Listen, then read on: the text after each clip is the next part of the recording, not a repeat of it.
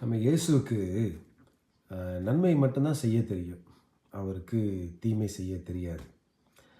அவர் நம்மளுடைய வாழ்க்கையில எல்லா நாட்களையுமே நன்மையால தான் முடிசூட்டுகிறார்.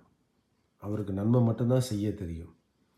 அதனால தான் சங்கீத ஆசிரியர் வந்து சொல்றாரு, "கர்த்தர் செய்த சகல நன்மைகளை மறவாதே."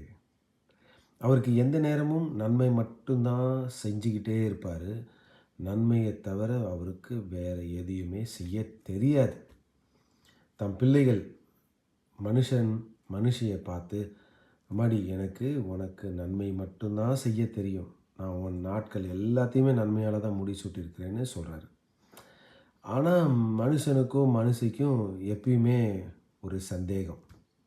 அந்த சந்தேகம் ஏன் வந்துச்சுன்னா, இந்த நன்மை தீமை அறியத்தக்க மரத்தின் கனியை அவங்க புசிச்சதுனால, அந்த மரபணுவு ஆதாம்லேருந்து இன்ன வரைக்கும் மனுஷனுக்குள்ளார வந்துக்கிட்டே தான் இருக்குது.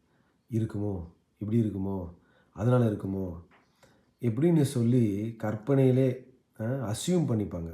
அஸ்யூம் பண்ணிங்கன்னா அவங்களா நினச்சிக்கிறது, யூகிச்சுக்கிறது.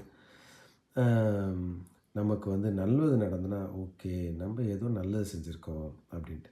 ஆனால் இதே நம்ம வாழ்க்கையில் தீமை வந்துச்சுன்னா, ஏதோ ஒன்று தப்பு பண்ணிட்டோம் போல், சரியில்லை அப்படின்ற ஒரு குற்ற மனசாட்சிக்குள்ளார போகிறதுக்கு முன்னாடி ஒரு நியாயம், அது என்ன சொல்கிறது, ஒரு ஜட்ஜ்மெண்ட் மோடுக்குள்ளார அவனுக்குள்ளாரே வந்து ஒரு ஜட்ஜ்மெண்டல் ஆட்டிடியூட் வந்து வேலை பார்த்துக்கிட்டே இருக்குது.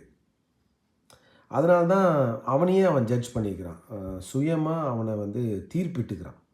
மனுஷனும் சரி, மனுஷியும் சரி, நம்ம தான் தப்பு பண்ணியிருப்போம் அப்படின்னு சொல்லி சுய தீர்ப்பு.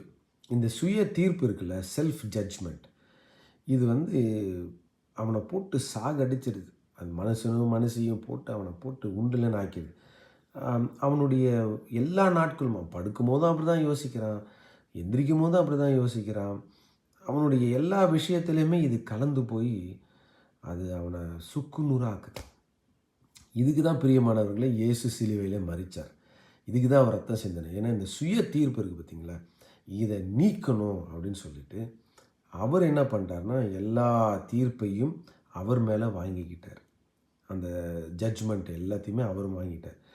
அதனால் வேதவசனம் சொல்லுது, ஆகையால் நாம் இப்பொழுது மரணம் பாவ பிரமாணம், அந்த பிரமாணத்திலேருந்து நம்ம விடுதலையாக்கப்பட்டு இருக்கிறோம் என்று வேதவசனம் சொல்லுது. ஆனால் இப்போ எங்கே இருக்கிறோமா, ஜீவனை அளிக்கிற ஆவியின் பிரமாணத்துக்குள்ளார நம்ம இருக்கிறோமா. எவ்வளோ சந்தோஷமான விஷயம். நன்மைகளால் முடிசூட்டுகிற